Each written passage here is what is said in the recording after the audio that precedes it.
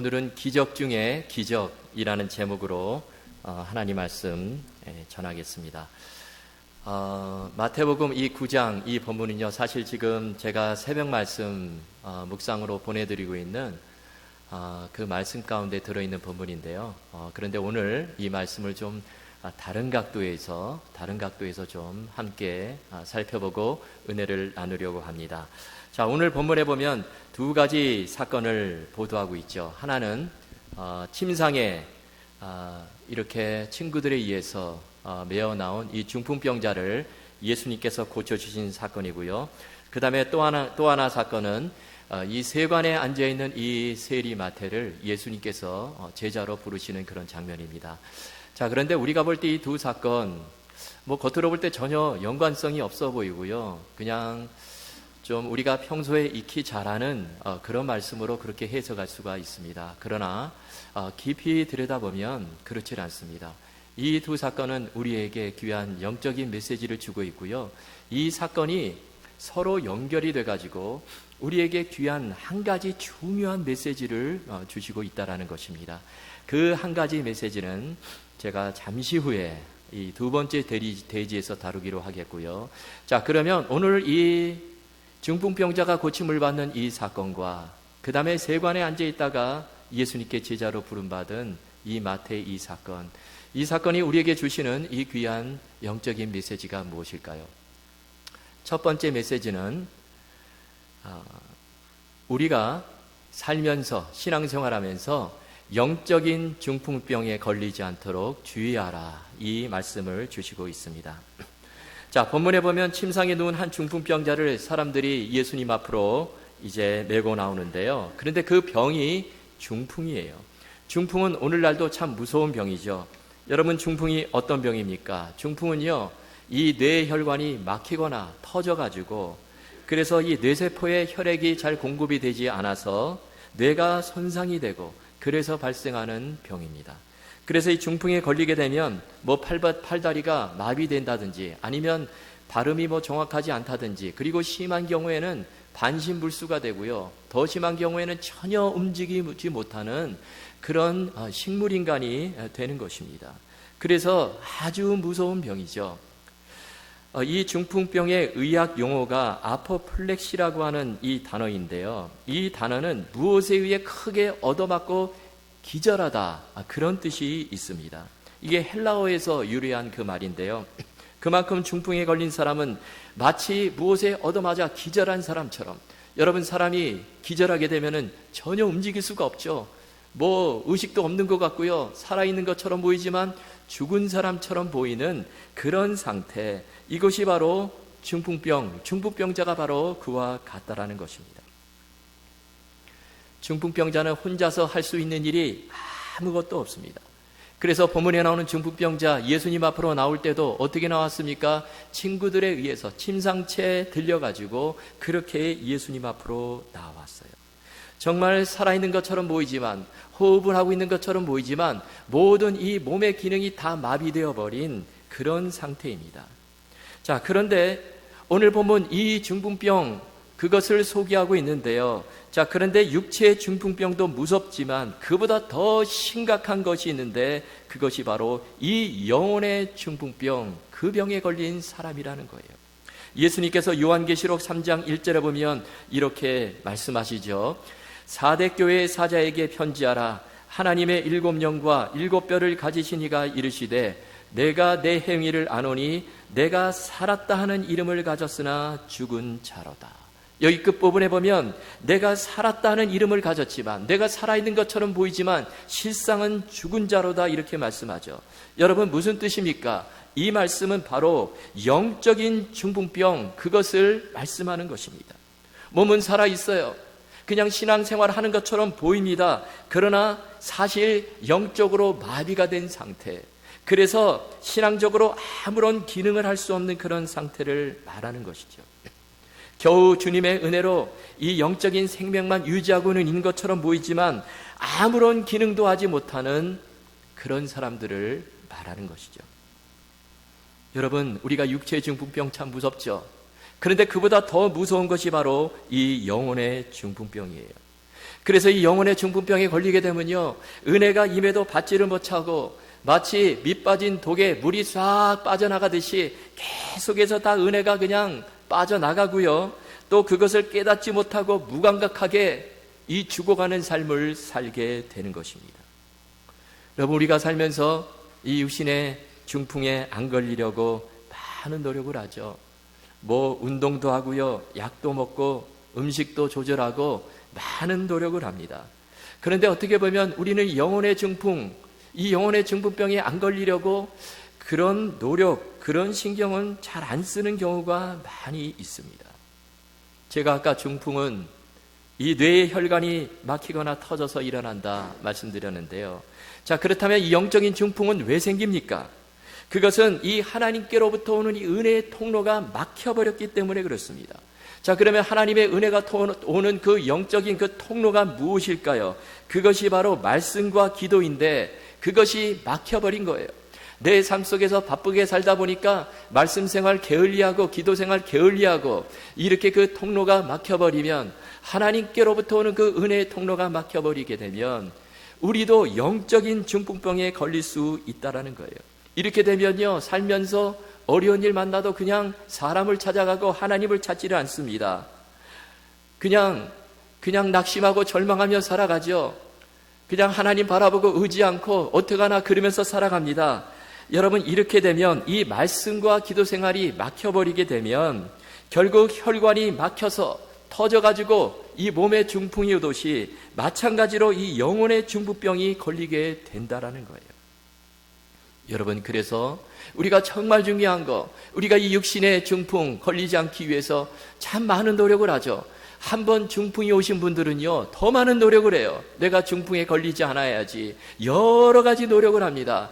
그러나 마찬가지로 우리가 정말 힘써야 될 것은 하나님의 은혜가 통로가 막히지 않도록 우리가 말씀과 기도 생활에 힘쓰고요, 영적인 중풍병이 내게 찾아오지 않도록 우리가 최선의 노력을 다해야 한다는 것입니다. 요한 3서 1장 2절에 보면 이런 말씀이 있죠. 사랑하는 자여, 내 영혼이 잘된 같이 내가 범사에 잘되고 강건하기를 내가 간구하노라. 여기서 무엇이 중요하다고 말씀하고 있습니까? 바로 내 영혼이 잘된 같이 범사가 잘되고 강건하게 된다. 내 영혼이 잘되는 것이 중요해요. 내 영혼에 혹시 병이 찾아오지 않는가? 내 영혼에 혹시 영적인 중풍병이 찾아오지 않는가? 이거를 늘 살피고 주의하고 하나님 바라보고 말씀과 기도 생활에 힘쓰라는 것입니다. 여러분, 오늘 주시는 이 첫 번째 메시지, 이 중풍병자를 통해서 예수님께서 우리에게 정말 들려주시고자 하시는 그 깊은 메시지는 영적인 중풍병에 걸리지 않도록 주의하라. 이것을 위해서 하나님의 은혜의 통로가 막히지 않도록 우리가 삶 속에서 늘 말씀과 기도 생활에 힘쓰라, 이 말씀을 주시는 것이죠. 여러분, 이 말씀 기억하시고요, 우리가 영적인 중풍에 걸리지 않도록 늘 삶 속에서 말씀과 기도 생활 최선을 다하실 수 있기를 주님의 이름으로 축원합니다. 자, 또 한 가지 오늘 본문이 주시는 정말 중요한 메시지가 있는데, 자, 그것은 오늘 설교 제목처럼 기적 중에 기적이 무엇인가, 그것을 말씀하고 있는데요. 여러분, 기적 중에 기적, 최고의 기적이 무엇일까요? 그것은 바로 우리가 죄사함 받고 이 땅에서 새로운 삶, 부활의 삶을 사는 것이다. 이것이 하나님께서 우리에게 주신 최고의 기적이다. 그것을 말씀하고 있습니다. 일본의 한 젊은이가요, 우찌무라 간조 목사님을 찾아와서 목사님께 이렇게 물었습니다. 목사님, 제가 성경을 읽어보니까 성경에 기적의 사건들이 참 많은데요, 그런데 그 기적들이 잘 안 믿어집니다. 그래서 제가 이 기적들을 좀 빼버리고 성경을 읽으면 안 되겠습니까? 그러자 우찌무라 간조이 목사님이요, 웃으면서 이렇게 말합니다. 젊은이, 성경에서 기적을 다 빼버리면 딱 2장만 남는다네. 그 2장은 성경의 겉장과 끝장이라네. 이렇게 말했어요. 성경과 겉장, 끝장, 이것은요, 성경의 이 겉표지하고 끝표지를 말하는 것입니다. 여러분, 무슨 뜻일까요? 정말 우리가 보는 이 성경에는요, 하나님의 기적의 사건들로 꽉 차 있다라는 거예요. 그래서 그걸 빼버리면 말이 안 된다라는 것입니다. 여러분, 그렇습니다. 성경은 참으로 수많은 기적의 사건들로 넘쳐나요. 자, 그런데요, 구약과 신약에서 여러분 각각 최고의 기적을 한 가지씩 꼽으라면 어떤 기적을 꼽을 수 있겠습니까? 아마 많은 사람들이 구약에서는 이 홍해가 갈라지는 그 기적을 꼽을 거예요. 출애굽한 백성들 뒤에서 애국 군대가 막 쫓아오는데요, 도망가다 보니까 앞에 홍해바다가 쫙 막혀 있습니다. 그런데 그 홍해를 하나님께서 순식간에 갈라주시는 그 기적의 사건이죠. 제가 얼마 전에 오랜만에 이 십계라는 영화, 옛날 영화죠. 옛날 영화 십계라는 영화를 인터넷으로 다시 한번 본 적이 있습니다. 찰턴 헤스턴이 모세 역할을 맡고요, 그 다음에 율브리너가 애굽의 바로 역할을 맡았는데요, 역시 대작이더라고요. 모세, 이 홍해 갈라지는 이 출애굽기 나오는 이 영화, 이 장면을 담은 영화가 2개 있는데요, 최근에 나온 영화도 있는데요, 그런데 그거보다 옛날 영화가 정말 대작이에요. 참 그 영화를 보면 은혜가 됩니다. 그런데 그 영화에서 악권은 역시 홍해가 갈라지는 그 장면이죠. 뒤에서 지금 애국 군대가요, 수많은 애국 군대가 이 말이 끄는 전차를 타고 막 추격해 오는데 앞에는 홍해 바다가 막 막혀 있어요. 그러자 사람들이요 막 어쩔 줄 몰라 합니다. 그 중에 일부 사람들은 옆에서 막 모세를 비방하죠. 네가 지금 매장지가 없어갖고 이곳에 와서 우리를 죽게 하느냐, 그래서 막 비방을 합니다. 그러자 이때 모세가 어떻게 하죠? 어떻게 합니까? 이런 말을 하죠. 너희는 두려워하지 말고 가만히 서서 여호와께서 오늘 너희를 위하여 행하는 구원을 보라. 그러면서 가지고 있는 그 손의 지팡이를 듭니다. 그때 홍해가 쫙 갈라지는 거예요. 그 영화를 보면 정말 악권입니다. 홍해 바다가 순식간에 쫙 갈라지는데요, 그 옆에 그 바다의 물이요 벽이 돼가지고 순식간에 서버립니다.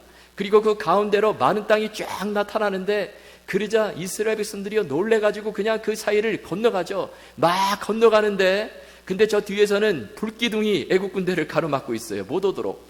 그러다가 이제 애국 군대, 이스라엘 백성들이 다 마른 땅 지나서 홍해를 다 빠져나가자 불기둥이 사라집니다. 그러자 애국 군대가 엄청난 속도로 또 그 홍해 바다 안으로 들어오는데요, 그런데 어떻게 됩니까? 이스라엘 백성들이 다 빠져나오자 애국 군대가 그 바다 한가운데 들어서자 다시 바닷물이 순식간에 합쳐져 가지고 애국 군대가 몰살을 당하죠. 그래서 우리가 구약에서 기적을 생각하면 바로 이 홍해 바다가 갈라지는 이 기적이 떠오르죠. 자, 그렇다면 신약에서는 어떤 기적을 최고의 기적으로 꼽을 수 있을까요? 아마 죽은 나사로가 살아나는 이 기적을 꼽을 수 있을 것입니다. 예수님께서 죽은 지 나흘이나 되고 몸이 썩어가지고요 이미 냄새가 나는, 이미 무덤 안에 안장이 되어 있는 그런 나사로를 살려주시죠. 예수님께서 그 무덤을 향해서 나사로야 나오라 이렇게 말씀하니까 나사로가 그 배를 동인 채로 걸어 나오는 것입니다. 엄청난 기적이 일어나게 되었어요. 자, 그런데 오늘 본문에 보면 정말 그 기적 중에 기적이 무엇인가, 그것을 우리에게 암시해 주고 있는데요, 이미 말씀드린 것처럼 그것은 바로 우리가 죄 사함을 받고 우리가 구원을 얻고 이 땅에서 부활의 삶, 새로운 삶을 살게 되는 것, 이것이 바로 최고의 기적이다, 그것을 보여주고 있습니다. 이미 말씀대로 오늘 본문에는 2가지 사건이 연달아서 나오는데요, 바로 중풍병자를 고쳐주신 사건과 세관에 앉아있는 마태를 제자로 부르시는 장면인데요. 자, 그러면 제가 조금 전에 기적 중에 기적, 최고의 기적이 죄사함을 받고 우리가 부활의 삶을 사는 것이다, 이것을 말씀드렸는데 이것을 어떻게 알 수 있을까요? 자, 먼저 나오는 이 중풍병자를 고쳐주신 이 사건이요 마가복음에도 나오는데요, 마가는 이 사건을 이 치유의 사건에 초점을 맞춰가지고 중풍병이 고침을 받는 그 사건에 초점을 맞추어서 조명을 하고 있는데요, 그런데 오늘 본문을 기록한 이 마태는요, 예수님께서 이 중풍병자에게 죄사함을 선언하는 그 선언을 부각시키고 있습니다. 제 끝에 가면요, 내 자리를 들고 일어나 걸어가라, 그 한마디 말씀이 나오고요, 그 전에는 어떤 이야기로 가득 차 있냐면 내가 죄사함을 받았느니라, 이 죄사함에 대한 이야기가 나온다라는 것입니다. 그래서 오늘 본문에 보면 8절, 먼저 첫 번째 본문 8절까지 되어 있는데요, 그 짧은 본문 안에 이 죄사함이라는 단어가 무려 3번이나 등장하고 있습니다. 2절 앞부분을 보시면 내 죄사함을 받았느니라, 작은 자야 안심하라. 2절 끝부분을 보시면요, 작은 자야 안심하라, 내 죄사함을 받았느니라, 이렇게 말씀하고, 또 5절 앞부분을 보시면 내 죄사함을 받았느니라 하는 말과 일어나 걸어가라 하는 말 중에 어느 것이 쉽겠느냐. 또 6절 앞부분을 보시면 그러나 인자가 세상에서 죄를 사하는 권능이 있는 줄을 너희로 알게 하려 하노라. 지금 마태는요, 계속해서 예수님께서 이 중풍병자의 죄를 사하주셨다, 거기에 초점을 맞춰가지고 계속해서 이 죄사함, 이 은혜를 부각시키고 있습니다. 또 오늘 본문에 보면 죄를 사하는 권능이라는 말도 2번이나 등장을 해요. 조금 전에 읽은 6절, 그러나 인자가 세상에서 죄를 사하는 권능이 있는 줄을 너희로 알게 하려 하노라. 또 8절에 보면요, 무리가 보고 두려워하여 이런 권능을 사람에게 주신 하나님께 영광을 돌리니라. 여기 보니까 이런 권능은 바로 죄사함의 권능이죠. 이처럼 본문에서요, 마태는 3번씩이나 죄사함에 대해서 이야기하고, 그리고 2번이나 죄를 사하는 권능에 대해서 말씀하고 있는데, 이것은 예수님께서 이 중풍병자를 고쳐주신 이 사건은 단지 몸이 성쾌되는 그런 사건만이 아니라 우리의 죄를 사해 주시는 엄청난 기적의 사건으로 집중 조명하고 있다라는 것입니다. 여러분, 이런 관점에서 오늘 본문을 가만히 보면, 자, 사람들이 침상에 누워있는 중풍병자를 예수님 앞으로 데리고 왔는데, 아마 평소 같으면 예수님이 어떻게 말씀하시고 고쳐주셨을까요? 그냥 곧바로 내 자리를 들고 일어나 걸어가라, 이렇게 하시며 그냥 고쳐주셨을 거예요. 그런데 오늘 본문에서는 그렇지 않습니다. 뭐라고 말씀하십니까?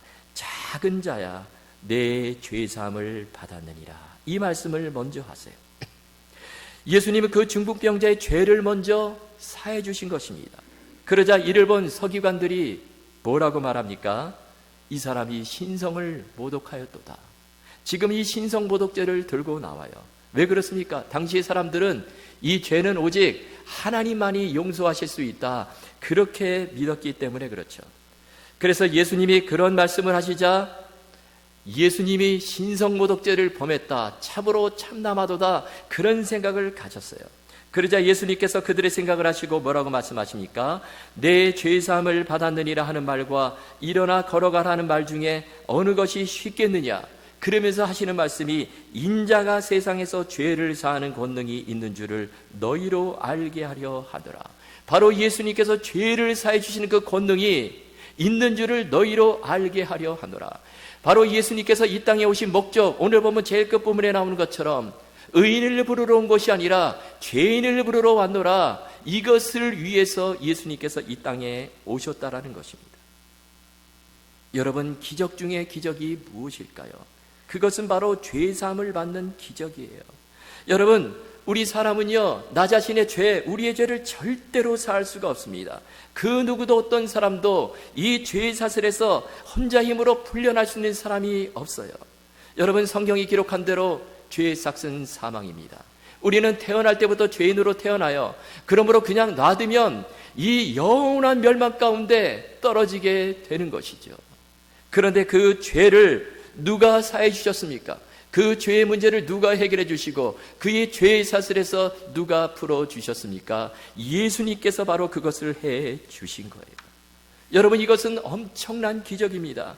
기적 중의 기적, 정말 최고의 기적이죠. 자, 그리고 또 한 가지 사건이 나오는데요, 그것은 마태를 제자로 부르시는 장면인데, 자, 이 장면이 우리에게 보여주시고자 하는 것이 또 무엇일까요? 9절을 보십시오. 예수께서 그곳을 떠나 지나가시다가 마태라는 사람이 세관에 앉아있는 것을 보시고 이르시되 나를 따르라 하시니 일어나 따르니라.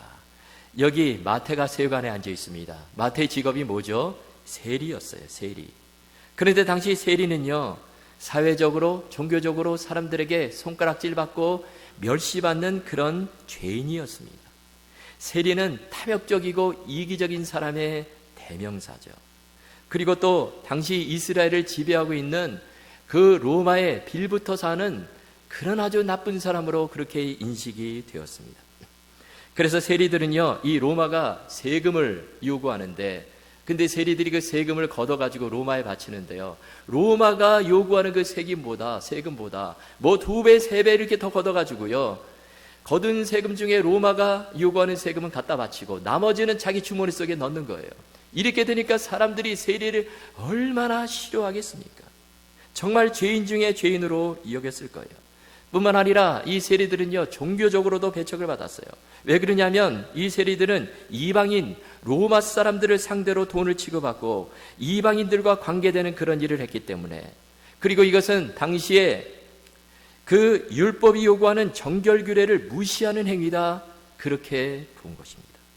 자, 그런데요, 예수님께서 지나가시다가 그 세관에 앉아있는 마태에게 나를 따르라 하시면서 제자로 불러주신 거예요. 그러자 마태가요, 머뭇거리지 않고 예수님을 따라가는데, 자, 그런데 9절 마지막 부분에 보면 이런 놀라운 말씀이 나옵니다. 이르시되 나를 따르라 하시니 일어나 따르니라. 여기 보니까 마태가 그냥 따르니라 이렇게 기록하지 않고 일어나 따르니라, 여기 일어나라는 단어를 그 앞에다가 첨가를 했습니다. 여러분이 이 일어나, 이 단어가 헬라어로 아나스타트라는 단어인데요, 그 뜻이 뭐냐면 부활하다라는 뜻이에요. 부활하다. 여러분, 이 부활이 무슨 뜻입니까? 죽은 자가 살아나는 것이 부활이죠. 지금 마태가요, 세리 죄인에서 예수님의 제자가 된 것은 단지 그냥 뭐 직업이 바뀌었다 그 정도가 아니라 정말 죄로 인해서 죽을 수밖에 없는 그 마태를 예수님께서 그의 삶을 새롭게 부활시켜 주셨다라는 거예요. 그래서 마태의 삶이요, 완전히 이전 삶과 다른 새로운 피조물의 삶, 부활의 삶을 이 땅에서 살게 되었다라는 것입니다. 여러분, 이것이 바로 기적이에요. 예수님께서 지금 중풍병자를 고쳐주시고 그리고 마태를 불러주신 이 사건에 나오는 이 놀라운 영적인 메시지는, 기적 중에 기적은 바로 죄로 인해서 죽을 수밖에 없는 우리들을 죄 가운데서 건져주시고 완전히 새로운 피조물의 삶, 부활의 삶을 살게 하셨다라는 것입니다. 그래서 고린도후서 5장 17절에 보면 이렇게 말씀하죠. 그런즉 누구든지 그리스도 안에 있으면 새로운 피조물이라. 이전 것은 지나갔으니 보라 새 것이 되었도다. 여러분, 이 말씀이 실감이 나십니까? 이 말씀이 실감이 나야 돼요. 누구든지 그리스도 안에 있으면, 누구든지 예수 그리스도를 믿게 되면 새로운 피조물이라는 거예요. 완전히 다른 이 부활의 삶을 살 수 있다는 것입니다. 죄인의 삶에서 의인의 삶을 살고 죽음의 길에서 생명길을 걸어가는 완전히 다른 새로운 피조물의 삶을 살아갈 수 있다는 거예요. 여러분, 예수님께서 이 엄청난 기적을 바로 저와 여러분에게 베풀어 주신 것이죠. 그런데 그것을 깨닫지 못하고 다른 기적만 생각하고 하나님, 내게 왜 기적을 안 주십니까? 이렇게 사는 사람들이 참으로 많다라는 것입니다. 그래서 병이 걸렸을 때 하나님, 제발 병을 낫게 해주십시오. 또 지금 사업체가 쓰러져 가는데 사업체를 일으켜 주십시오. 지금 길이 막혀 있는데 하나님, 길 좀 열어 주십시오. 하나님이 이런 기적을 내게 베풀어 주십시오. 그렇게 요구하고 그런 것만을 기적으로 생각할 때가 있다라는 거예요. 우리가 잘 아는 미국의 석유왕이었던 이 존 록펠러가요, 살면서 소위 사람들이 부러워하는 이 3가지 기적을 체험을 했어요. 그 첫 번째 기적이 뭐냐면, 이분이요, 원래 농장에서 감자를 캐면서 옛날에 월급 한 달에 $10를 받아가면서 아주 가난하게 살았는데, 그런데 이 록펠러가요, 세계 최고의 재벌이 된 것입니다. 기적이죠, 사람들이 볼 때. 그 다음에 두 번째 기적이 뭐냐면요, 보통 사람들 같으면 뭐 단돈 몇만 원이라도 사람들에게 기부하고 주려고 하면 좀 주저주저하고 마음이 부담이 되는데요, 근데 이 록펠러는 당시에 옛날인데요, 무려 $3억 5천 자선사업을 위해 기부를 해버렸어요. 당시 세계에서 가장 많은 돈을 어려운 이웃을 위해 기부한 그런 사람이 된 거예요. 정말 가난한 사람들이 가난한 사람이었는데 이제는 최고의 그 자선을 하는 자선사업가가 된 것입니다. 이것도 기적이죠. 그리고 세 번째 기적은 참으로 놀라운 기적인데, 이 록펠러가요 53살에 건강이 악화돼 가지고 병원에 가니까 의사가 당신은 1년밖에 못 삽니다, 그런 사형 선고를 내려버렸어요. 그런데 하나님의 은혜로 고침을 받고 무려 97세까지 살게 되는 엄청난 기적을 맛보게 된 것입니다. 시한부 인생이 무려 44년을 건강하게 더 살 수 있게 된 것이죠. 그런데 사람들 보면요, 대부분의 사람들이 이런 기적을 원하죠. 부러워합니다. 하나님, 내게도 이런 기적을 주십시오. 기도해요. 그런데 오늘 보면은 우리에게 최고의 기적은 그런 기적보다도, 이 기적에 지금 리스트가 쫙 있는데 그 중에서 제일 꼭대기에 있는 그 기적은 바로 예수 그리스도의 십자가의 은혜로 죄로 인해서 죽을 수밖에 없었던 우리들이 죄사함 받고 구원 얻고 이 땅에서 새로운 삶, 부활의 삶을 살게 되었다라는 것입니다. 여러분, 왜 그렇죠? 다른 이 세상의 모든 기적들은요 다 한순간이에요. 여러분, 죽은 사람이 살아나는 이 기적도요, 그 사람 다시 죽어요. 여러분, 예수님께서 나사로를 살려주셨지만 나사로 영원히 사는 게 아니죠. 또 병들어서 죽습니다. 그리고 또 뭐 벼락부자가 되는 기적을 누려도요, 결국 이 세상 떠날 때 다 놓고 가야 돼요. 그래서 이 세상의 기적과 같은 일들, 사람들이 말하는 그 소위 기적은요 다 한시적이고 어떻게 보면 영원한 기적이 아닙니다. 그런데 오늘 본문이 말씀하는 이 기적 중에 기적, 우리가 죄사함 받고 새로운 피조물이 되고 부활의 삶을 살게 되는 이 기적은 영원한 기적이에요. 그리고 우리가 이 기적을 맛보게 되면요 영원한 천국 하나님 나라에 이르게 됩니다. 이 세상의 그 어떤 기적과도 차원이 다른 기적이에요. 청교도 시대에 어떤 목사님이요 스코틀랜드를 여행하던 중에 한 여관에 머물게 되었어요. 근데 그 여관 주인이요, 목사님이 우리 여관에 오니까 모든 그 여관 직원들, 손님들을 다 모아놓고 목사님께 예배를 인도해 달라고 부탁을 하는 거예요. 그러자 목사님이 예배를 인도를 했습니다. 그리고 나서 그 직원 중에 그 여관 주방에서 일하고 있는 한 자매가 있는데요, 그 자매에게 개인적으로 이 예수님에 대해서 전했습니다. 그리고 그 자매에게 이렇게 기도하라 라고 가르쳐 주었어요. 그 기도가 뭐냐면, 오늘부터 주님, 제 자신을 보여주세요. 제 자신을 보게 해주세요. 이렇게 기도하라고 그 자매에게 기도를 가르쳐 주었습니다. 그러자 그 자매가 그렇게 하겠다고 대답을 합니다. 그리고 나서 며칠 뒤에 그 목사님이 다시 그 여관에 묵게 되었는데요, 그러자 이 여관 주인이요 그 목사님을 찾아와서 이렇게 말하는 거예요. 목사님, 그 자매에게 아주 안 좋은 버릇이 생겼습니다. 이 자매가 날마다 그냥 밤낮 울기만 한다는 거예요. 그런 불평을 하는 거예요. 그러자 목사님이 그 자매를 다시 찾아가서 이번에는 이런 말을 합니다. 오늘 내가 너에게 기도를 한 가지 더 가르쳐주고 싶구나. 이제부터는 주님, 저에게 당신을 보여주세요. 이렇게 기도하거라. 그렇게 가르쳐 주었습니다. 그러자 그 자매는 그렇게 하겠다고 대답을 했어요. 그리고 몇 년이 지났는데요, 목사님이 어떤 집회에서 집회를 인도하고 이제 막 내려오려고 하는데, 한 젊은 여인이 찾아와서 목사님에게 목사님, 저를 기억하세요? 그렇게 묻는 거예요. 그러자 목사님이 누굴까 그러고 있는데, 목사님, 옛날에 제가 그 여관에서 일하던 그 자매입니다. 그러면서 하는 말이, 그때 목사님께서 저에게 첫 번째 기도를 가르쳐주고 떠났을 때 하나님께서 제 자신을 보여주십시오. 그 기도대로 그렇게 기도를 했습니다. 그러자 하나님께서 제 추악함을 보여주셨어요. 저에게 엄청난 죄가 많은 것을 하나님께서 보여주셨습니다. 그래서 제가 슬픔과 두려움에 빠져서 밤낮 울 수밖에 없었습니다. 그런 대답을 했어요. 그런데 목사님께서 또 오셔서 이제는 주님 저에게 당신을 보여주세요. 그렇게 기도하라고 해서 그렇게 기도했더니 하나님께서 이번에는 예수님의 모습을 보여주셨습니다. 예수님께서 내 모든 죄를 다 짊어지시고 십자가에서 잘려 돌아가신 그 모습을 보여주셨는데, 그 모습을 보는 순간 하나님께서, 예수님께서 나를 얼마나 사랑하시는가 그 사실을 깨닫게 해주셨습니다. 그래서 저는 저의 모든 죄를 다 용서받고 새로운 사람이 되었습니다. 저는 지금 너무나 행복합니다. 그런 말을 했다라는 거예요. 여러분, 기적 중에 기적이 무엇입니까? 그것은 바로 죄 용서함을 받고 우리가 구원을 얻고 주 안에서 새로운 삶, 부활의 삶을 사는 거예요. 여러분, 저와 여러분은 이미 이 기적을 체험한 사람들입니다.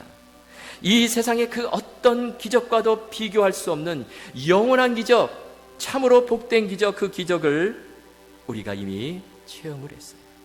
여러분, 이 말씀 붙드시고요. 그 엄청난 기적을 우리에게 허락해 주신 그 주님께 감사하시고, 우리가 사시면서 날마다 삶 속에서 이 놀라운 기적의 사건, 내가 체험한 이 기적을 전하며 사시는 저와 여러분 다 되실 수 있기를 주님의 이름으로 축원합니다.